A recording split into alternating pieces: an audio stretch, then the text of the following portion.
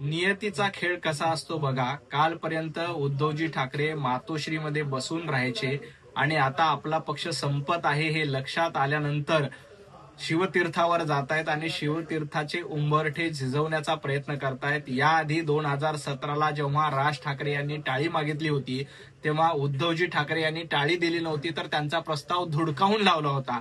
आणि आता स्वतः उद्धवजी ठाकरे हे राज ठाकरे यांची भेट घेत आहेत.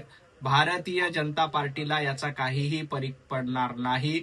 भारतीय जनता पार्टी ही कार्यकर्त्यांसोबत आणि मुंबईकरांसोबत उभी आहे. हे दोन्ही बंधू एकत्र आले तरी त्याचा मुंबई महापालिकेवर किंचितही परिणाम होणार नाही.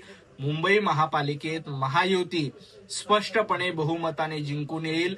जागा वाटप कसंही केलं, दोन्ही भावांचं जागा वाटप हो, दोन्ही भावाचं जागा वाटप न हो, याचा काहीही परिणाम होणार नाही. मुंबई महापालिकेवर भारतीय जनता पार्टीच्या नेतृत्वात महायुतीचा भगवा फडकेल. एबीपी माझा, उघडा डोळे बघा नीट.